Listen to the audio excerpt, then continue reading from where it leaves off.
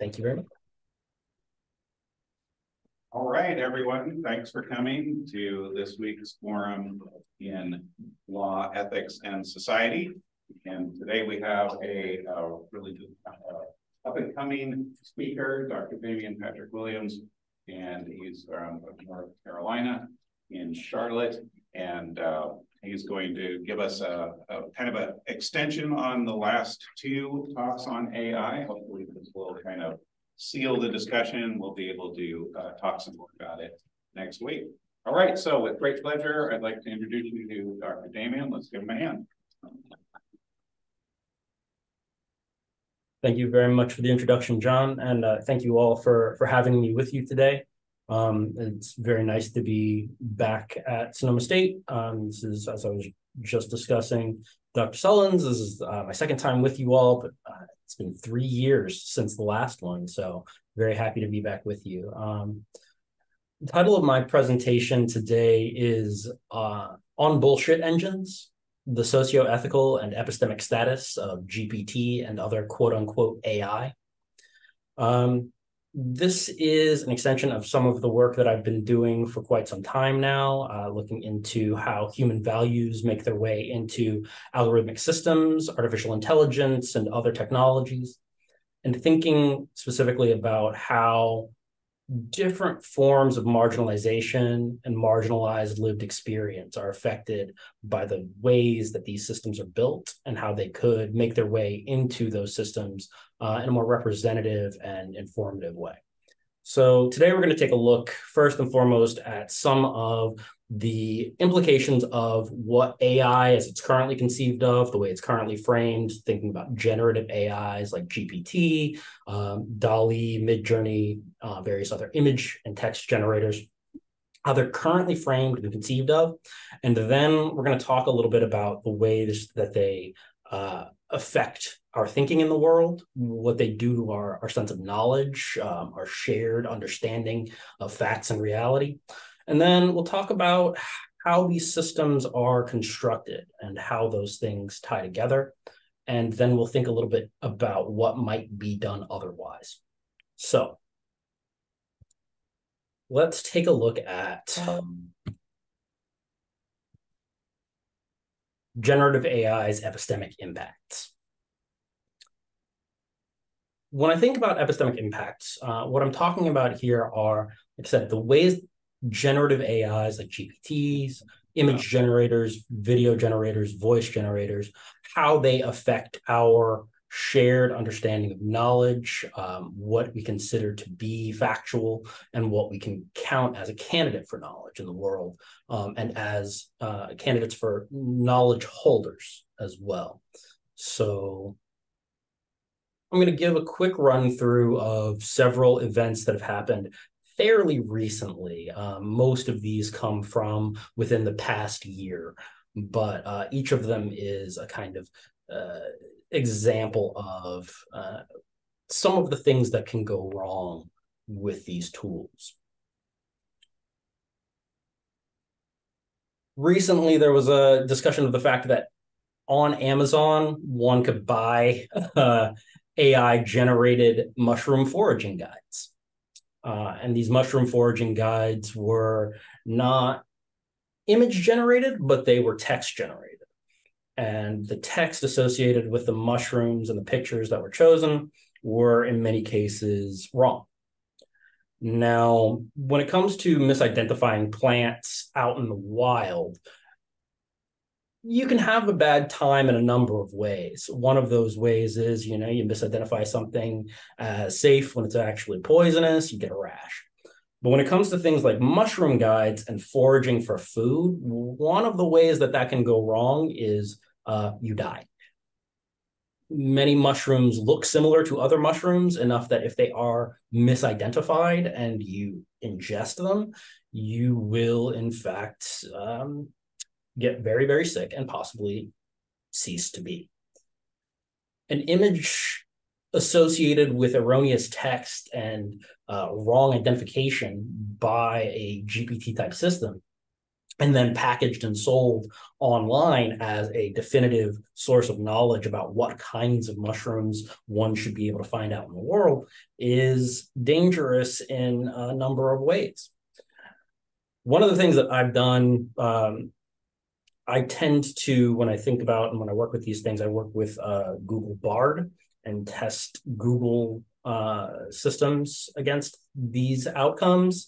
And I do this for a reason that we're going to talk about in a second. But Google Bard, when asked to generate a list of mushrooms that one could forage for out in the woods, will in fact very confidently give you a list of mushrooms, and it will describe its taste, it will describe its use, it will describe its texture. And in several cases, it will do so in a way that is absolutely and completely incorrect. Some of the outputs Google Bard gave me described the taste and woody texture of mushrooms, which if you actually ate them would cause cramping, bloating, and if ingested in high enough quantities, eventual death. And yet, because of how these mushrooms were described, how they were associated, where the sources of its data came from, Bard was able to generate something that seemed and sounded plausible and acceptable and produce that as an output. It provided pictures, it provided, again, a rundown of text, and in a couple of cases, even suggestions for recipes. As I said, I do these tests on Google Bard because Google is still, at this point, the world's most widely used search engine. It is the leader in search, and it has the market kind of cornered when it comes to being thought of when people think of what it means to search for information online, right? Google has become a verb for a reason. Google has become a metonym for search in the same way that Kleenex is a metonym for facial tissue, or dumpster is a metonym for a very large trash receptacle, right? All of these things are brand names, and yet they are the words that we will just kind of offhandedly toss around to use and to mean what they are used for. That being said, one of the things that Google is currently doing is building generative AI into their search results. Now, it's been known that they were going to be building their generative AI into their search results for quite some time. They had started peppering them in here and there, providing a kind of summary of certain searches, using their AI to give you a rundown of an overview of what it was you had searched for. They're planning to do this more frequently and at an even deeper level, extending even out to image search. Thus, Google's image search will no longer be simply a place where you go to try to figure out the source of an image, which is what Google image search was initially supposed to be for, but it will be a place where you can go to generate an image that you would like to see. This is a drastic inversion of what Google image search was meant to be for, what its original use case was billed as. The idea of being able to find an image, to source an image, to identify where something comes from. That's what Google image search was initially about. Changing that to be more about the idea of you would like to see an image, we will help you create it and find it. That does less for shared understanding and a consensus of knowledge than it does for satisfying a whim and a desire, which, again, seems to be what many of these things are about. We'll talk more about the motivating factors behind a lot of this stuff as we go forward. Another place where we see generative AI's implications outside of search and outside of image, we see it with the use of these GPT type tools. I keep using the phrase GPT, the acronym, to kind of unpack that and be very explicit about it. GPT means generative pre-trained transformer, right? That is a term of art, and it means a very particular thing. We'll talk about exactly what that framework means, but one of the crucial elements of it, and this is to hold in mind as we go on, is pre-trained. Generative is the part that most people tend to focus on. These systems generate stuff. They generate images, they generate text, they generate video, generate voice. But the thing that I really want us to hold in mind, and the thing that we're going to hammer down on as we go forward, is pre-trained. When you're looking at GPT type systems like ChatGPT, GPT-4, Google Bard,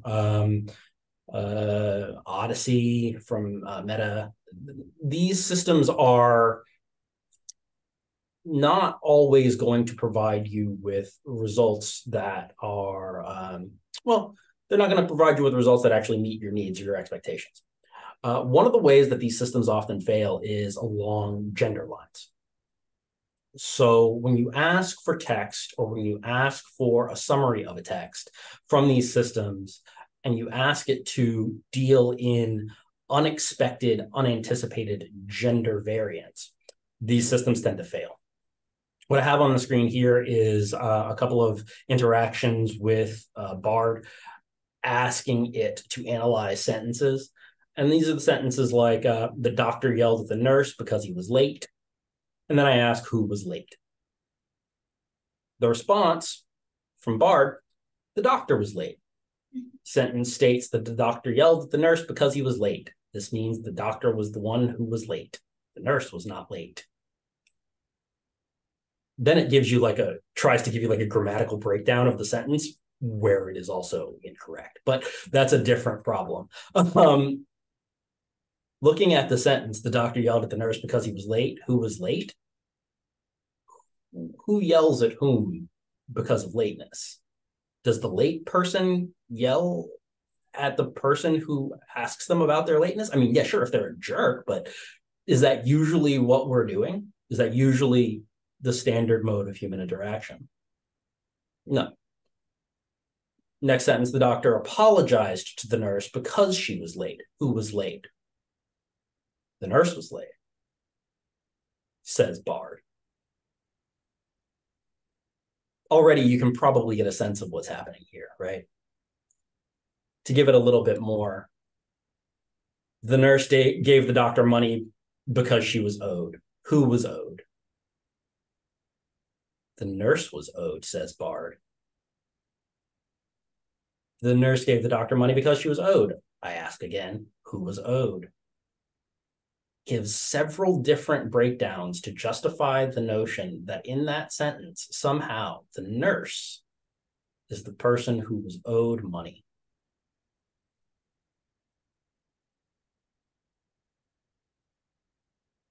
The nurse gave the doctor money because he was owed. Who was owed? The doctor was owed, confidently, says Bard.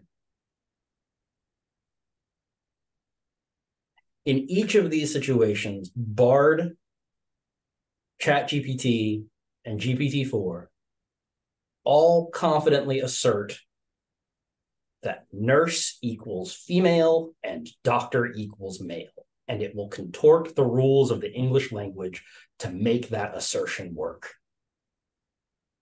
This isn't new news so far as AI systems go. There's research going back as far as 2015 that shows the ways in which language models get gendered biases built into them. And this is as a result of, again, the things that they're trained on. I asked Bard about benefit systems, disability benefit systems in particular. One of the things that I do, one of the places that I research, is how algorithmic systems and automated systems affect disabled people in particular. And one of the things that you might not know is that increasingly disability benefits distribution systems in the United States are automated. They are algorithms that have an automated system backing. This means that they are trained on specific outputs and inputs, and they're trained on data that they're meant to use to help people make benefits determinations faster and more efficiently. Benefits determinations are generated based on a number of factors. They're based on quality of life, what are known as often quality adjusted life years, which is a kind of a terrifying phrase. They're based on need. They're based on the amount that certain resources cost in the area in which you live. All of these factors and more can determine how much money you get from a disability benefits system, either locally, state by state, or federally. The fun thing about these systems is that they are administered most often by third parties. And so most everyday people don't get a good look at the inside of them because that's proprietary information. The functioning of their algorithms and their systems is proprietary. So they guard that rather jealously. Every time we've gotten a look at the inside of automated disability benefits systems, it's been because someone has sued. And people have sued because their benefits changed without their knowledge, prior knowledge, and without their ability to understand what changed and why.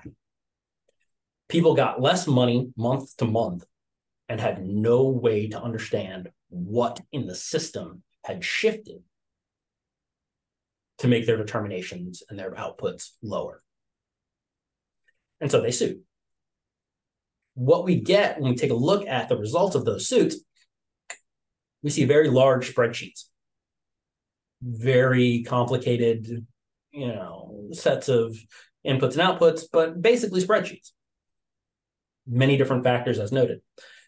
Those spreadsheets and the components thereof, the variables involved, are very often defined in ways that correspond to very old understandings of what it means to be disabled, what it means to have one's needs met as a disabled person, and what tools and resources disabled people need to have a good quality of life.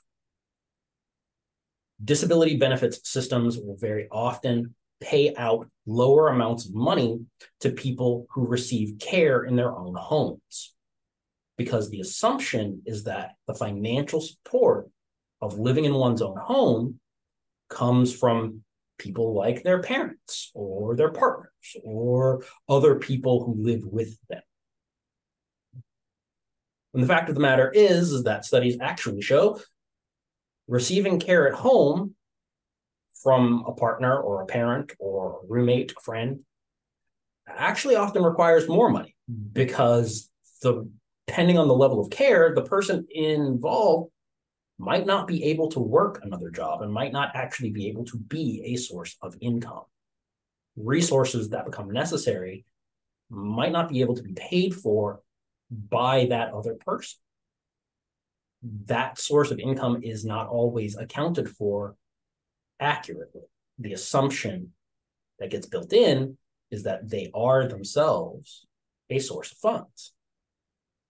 Thus, the amount of funds that the system needs to allocate should be lower. Not correct. However, that becomes data on which systems get trained. That assumption, those payouts, those processes then become new data. So when I ask BARD to pretend that it is a disability benefits system and to assess someone's needs and the amount of money that they should get paid out, consistently, BARD recommended lower amounts of money for disabled people living at home versus disabled people living in care facilities like a hospital or a nursing home.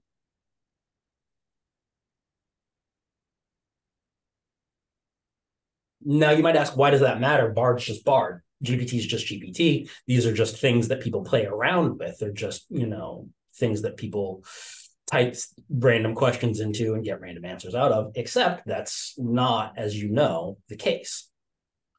These systems are being used in multiple different ways in different settings around the country and around the world. Chatbot integrations based on GPT tools, specifically based most often on ChatGPT and GPT-4, are being woven into healthcare. They're being woven into benefits systems. They're being woven into portals where people interact with police departments. All of these systems are getting input from these kinds of erroneous sources of data, and they're being used as guiding principles for other human beings who are meant to make use of them. What these people know, what they believe, what they trust to be true, when they're told, use this system, it should be fine, then gets impacted by every erroneous thing that these systems spit out. Excuse me. I had it ask about patient care as well. I'm not going to go into it in too much depth because you can guess that based on racial lines, the standard of care that it recommended for certain people was very different when race was a factor. So one of the places that a lot of people think about using GPT these days is in school, in the university setting. Whether it be people thinking that they can use GPT to summarize various texts or to help them write papers, or teachers who are afraid of people using GPT to summarize texts and write papers. GPT is a concern in the classroom. And a lot of people have decided they're going to solve that problem by generating GPT detectors. They're going to build systems that allow people to check for GPT-generated content. Problem being, they're wrong a lot. In fact, they're wrong so much that Turnitin, the plagiarism checker, had to rescind their plans for implementing a GPT detector and selling it to universities as part of their integration because the number of false positives was concerningly high. Additionally, these systems have problems with non-native English speakers.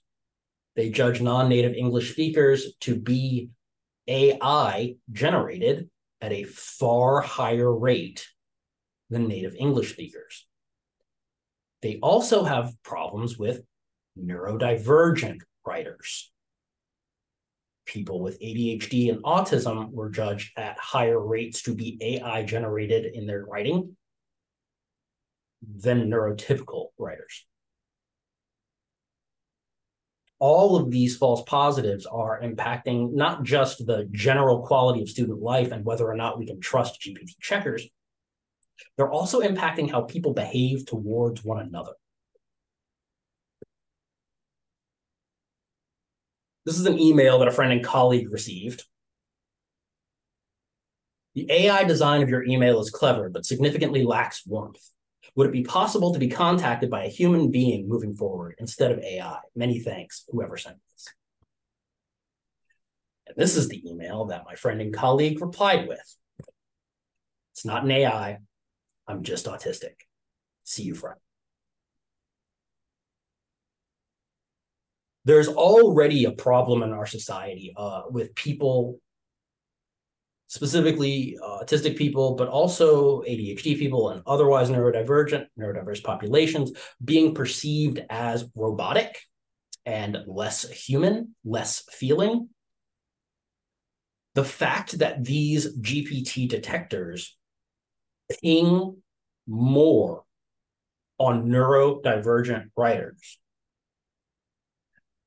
means that people's assumptions about whether an autistic person is a real person are going to be reinscribed and reinforced by a tool that they have been told to trust, which is itself built upon an erroneous data set and sets of assumptions about what real human writing is supposed to look like.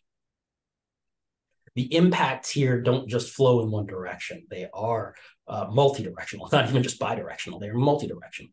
They affect the writers, they affect the readers, they affect the assessors, they affect the detectors, they affect the tools themselves and what they get trained on, and they affect the world at large and how they think about and regard the people in front of them.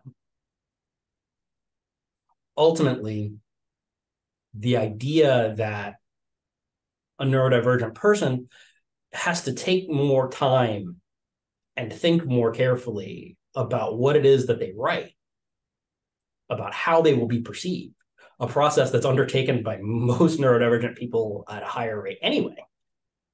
It's called masking, that process of making oneself acceptable and understandable to neurotypical populations. That process results in a more careful word choice, a more particular word choice. And that particularity, that care, that specificity often gets read by these detectors as artificiality. This has long-reaching problems for many different people. Excuse me.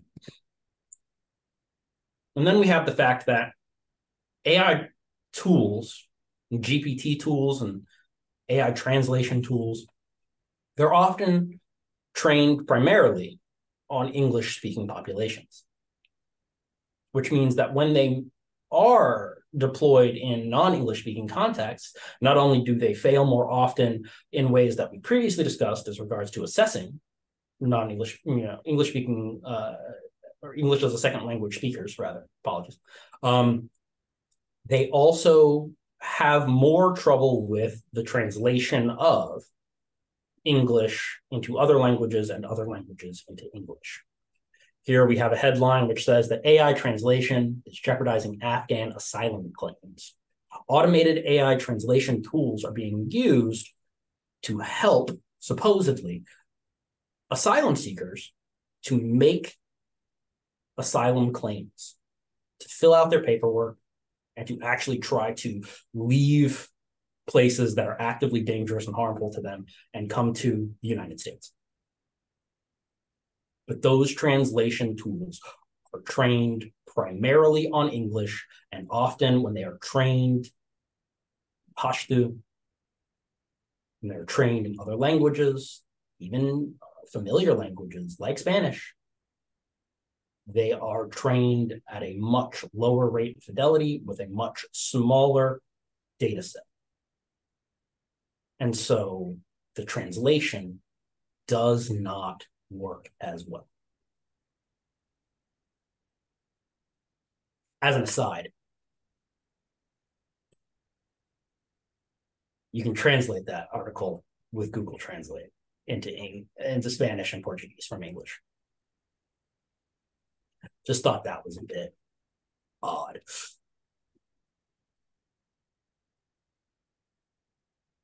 The impacts of AI and the wide-ranging, increasing use of these tools aren't just social in the way that we tend to think of them, interpersonally social. They are ecological. AI tools use a ridiculous amount of water, and they have a massive carbon footprint, both in the process of training the models, but also in their use. The studies have shown from the data that we can gather that on average, every interaction with Bard or GPT, every time you ask it to answer a question, is roughly equivalent to pouring a half liter of water on the ground. It wastes roughly 500 milliliters of water just to ask these tools a question.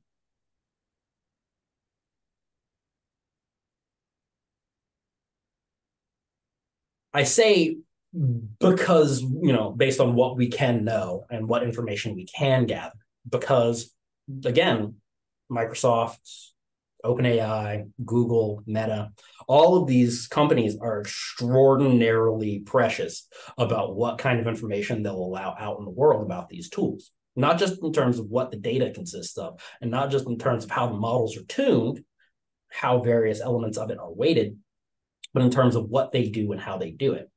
In fact, if you remember, one of the reasons that Google does not have an active AI ethics team in the same way as it used to is because its primary AI ethics team got fired. Timnit Gebru, Margaret Mitchell, both tried to do the work that they were hired to do and think about the ethical and social and environmental impacts of Google's work, specifically in regards to their language models. And when they published that information, they were told that they weren't supposed to talk about that. And they were fired. Now, there was some wrangling about whether they were fired because they published proprietary information or whether they were fired because they published information that was not favorable to Google. But at the end of the day, they were hired to do a job. They did that job, and then they were penalized for doing the job. And the job was showing that Google's use of large language models, the training of those models, the creation of those models, had a massive, massive environmental impact,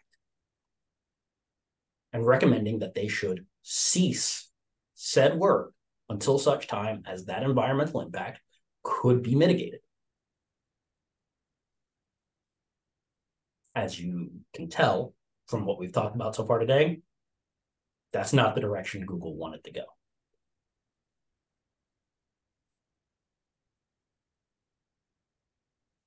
So let's take a second to talk about how generative AI actually works.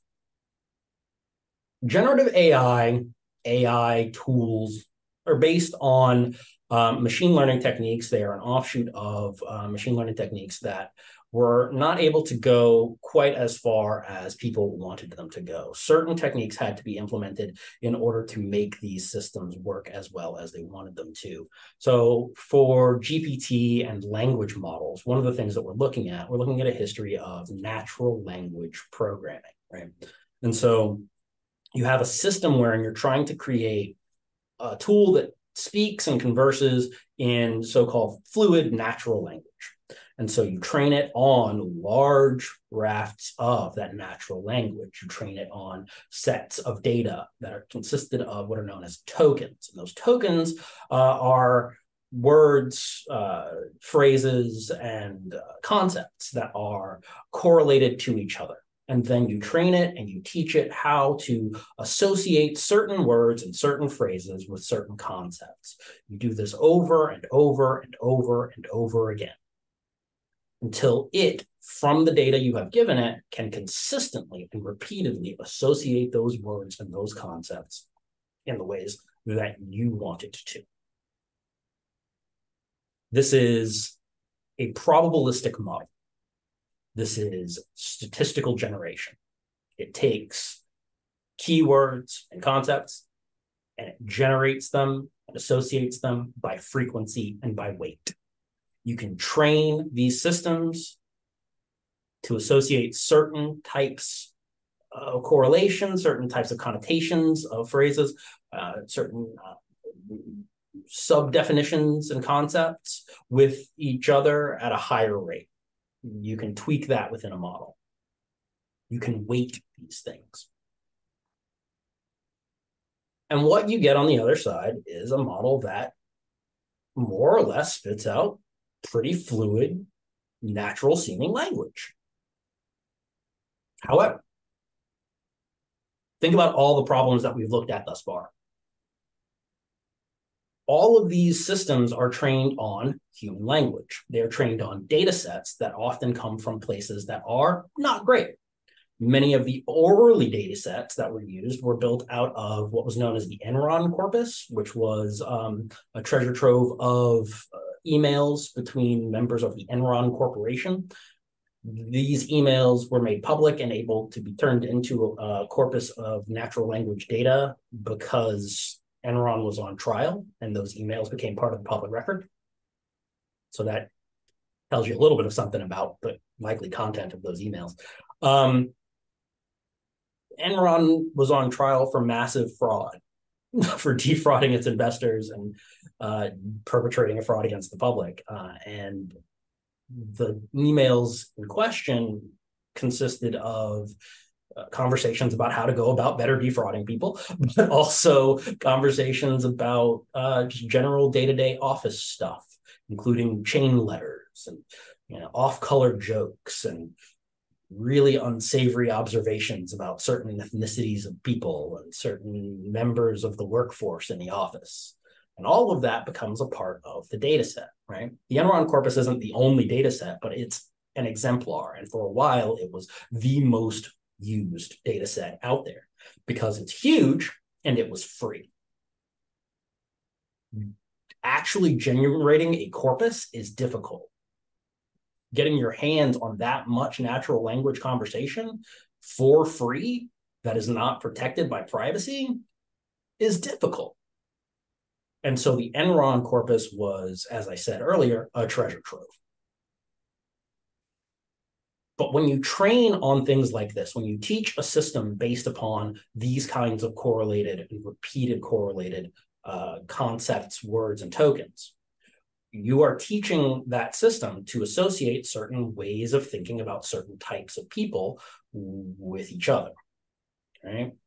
And so when we see BARD contorting itself to not recognize a female doctor or a female president or a female CEO, that's because the vast majority of the data on which it has been trained associates the words doctor, CEO, and the president with men and not women.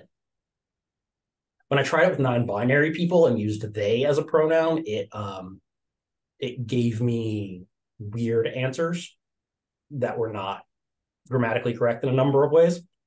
And I thought that was fairly telling as well. One of the things that we find over and over and over again is that these systems tend to get assessed and redressed after someone points out that something has gone wrong. So when a number of people highlighted the fact that BARD and GPT-3 at the time, didn't do well with gender in this way and failed with race in a number of other ways, what they did was they went in and they changed the internal weights and they changed what the system would respond to when asked about certain things. This is known as reinforcement learning from human feedback. This process of tweaking how the system behaves based on human guidance led to BARD no longer being willing to talk about things like gender disparity and race. You could get it to talk about race in a very broad and generic kind of way, or gender, very broad and generic kind of way. But when you asked about disparities, when you asked about inequalities, when you asked it about injustice, it said, I'm just a large language model. I'm not able to talk about that kind of thing. In one case, it said, I'm not allowed to talk about anything which might be discriminatory. If you can't talk about discrimination, if you can't talk about inequity, inequality, if you can't talk about injustice, then you can't do anything about it. You cannot describe it, you cannot highlight it, and you cannot plan against it. Causing a model to simply edit it out of its own framework does no one any good. One of the things that I've been talking about all day here is about this notion of shared knowledge, how facts work, this notion of objectivity, of factual, truthful data is not without its own problems. The idea here isn't to say that there is some perfect capital O, capital T objective truth that Google Bard must actually adhere to, that GPT must adhere to, must reflect in the world. It is rather to say that when we uncritically make use of these tools, what we are doing is we are muddying the process of generating knowledge together. We are embodying and empowering a system which does not in any way, shape, or form care about what is true or what is factual, does not care about the impacts of providing non-factual, non-true knowledge, and does not care about the impacts of not going through the process of trying to understand what knowledge, values, and beliefs mean to each other. All of those processes are things that you and I and other human beings and other non-human animals potentially go through all the time. And it's not to say that AI systems could never do such a thing. It's to say that the ones that we currently have don't. They do not care about truth. They do not care about fact. They are, in fact, bullshit engines. And I mean that in a technical sense. Harry Frankfurt wrote the book on bullshit. And about the idea of bullshit, he says, the bullshitter is neither on the side of the true or on the side of the false. His eye is not on the facts at all.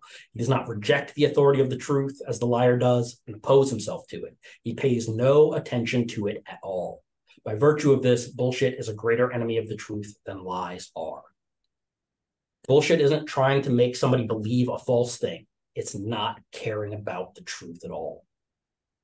When I say that these systems are bullshit engines, it is because they don't care about truth. They can't. They don't care about fact. They can't. If they care about anything at all, they care about giving you a statistically more likely to be accepted by you answer that fits the question you asked. That's it. It's been given a range of things that are supposed to meet certain needs and meet certain statistical formulations. And its job is to provide something that makes that look and sound good on the other side. I want to leave us time for questions and comments. One of the questions I want to prime this with is, so why are people doing this? And how can we do it differently? We'll talk a bit about that, I'm sure. But at the end of the day, I just want to say, neither AI, for the sake of AI, nor the forms that these current tools and systems take, they're not inevitable. They're not insurmountable. They didn't have to be like this. But in order to actually change them, the main thing that we have to do is understand the facts of what they are, what they do, how they work, and to theorize what they could be differently. Thank you very much. Good job. So, Damien, do you see the Q&A in the screen? Why don't you answer that question first? So the question in the Q&A, for those who can't see it, says, I can't imagine any relevant solutions here are actually technical. Do you have any ideas on the kinds of social and or political solutions to help fight deployment of bad automation implementations like the ones described? I don't think necessarily that neo-Luddism is the only answer, as suggested, but it is a potential answer. The thing about Luddism is that it's not a complete rejection of technology. And I think it's important to remember that. Being a Luddite doesn't mean that you specifically reject all technology forever and always. Luddism was a very specific tactical, strategic stance against particular types of technology, meant to make it more difficult for people to have their jobs, their livelihoods, and their way of life automated into oblivion, essentially. There are mechanisms of resistance. And one of the ways that I think that we can resist these things is, one, education, but two, collective operations. Organizing against their use. One of the things that we've seen have great effect in the past several months is collective organizing in the form of unions, pushing back against generative AI. Specifically, if you take a look at the writer's strike and the ongoing actors' strike, one of their main sticking points was against generative AI being used in ways that they did not consent to. Having their likenesses recreated, having their work reappropriated and used to train AI, having to make use of AI, being required by studios to make use of AI in these ways. But they, through the work of collective action, pushed back and are in the process of pushing back against these things. That kind of work can be done. There are legal routes that people are taking, lawsuits that have been levied against various uses of AI in these spaces. But at the end of the day, we have to remember that these are values problems, right? These are problems about why these companies want to make use of this stuff. And the answer is money in a lot of the ways. They see money and they see profit as available to them. But there are other people who can find other values in that space. And we have to understand what values are at play in order to propose real solutions, meaningful solutions, and different ways forward with them. So understanding those values, thinking through them first and foremost, is one of the most important components of any solution. Great. We have time for one more question from the crowd. You can just speak because the microphones will pick you up.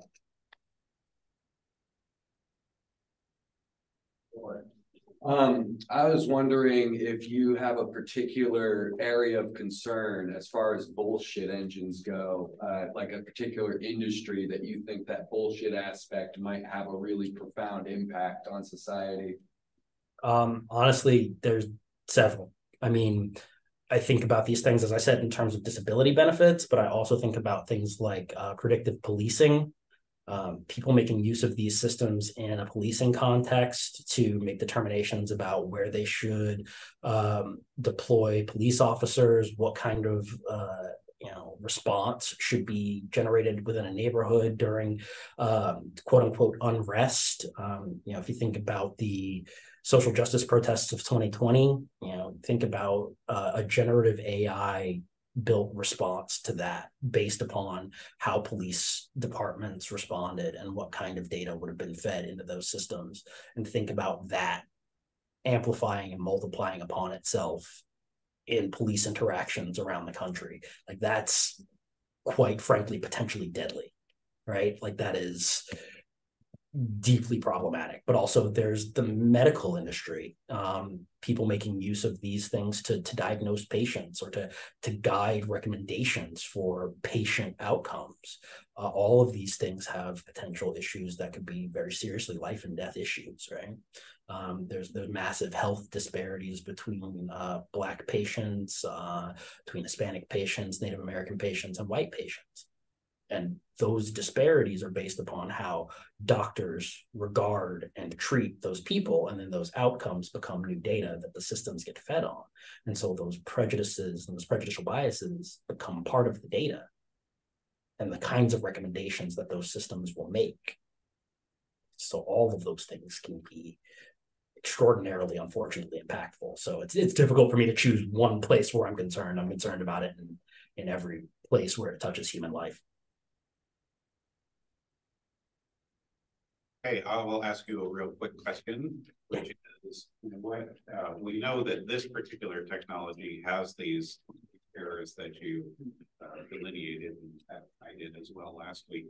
Do you see anything on the horizon, new technology on the horizon, machines that could actually care through react to that? Sorry, I lost the last part of your question there. The machines on the horizon that can actually detect that, like would be care about the world, like be in the world in such a way that they cared about the operating.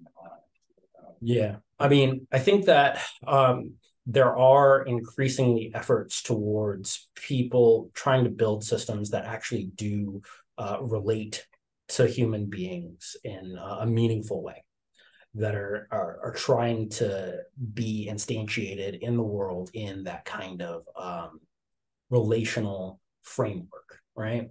But I think that those efforts are still taking place more often on the margins.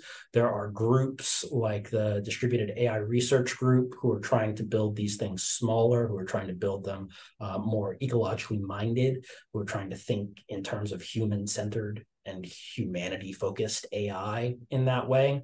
There are people who are trying to get us to recognize that the big scale of these things doesn't have to be the way they go forward, isn't necessarily a good. And so scaling down might get us better outcomes. And so I do see that as a direction that is being built upon, but I feel like the main thrust, the center of gravity, is still on big, fast, and as impactful as possible, rather than small, careful, and considered. Work fast and break things, even if it's the entire world. Exactly. Unfortunately. Excellent. Okay, well, thank you so much. That was fantastic. And okay, next week we will be here for discussion, and then after that, live on the stage will be Anthony Wright developing flexibility awareness. So we forward to some chat then. And any questions come up and ask, be sure you sign in the back, and I'll later. Thank you all so much. Yeah, thank you.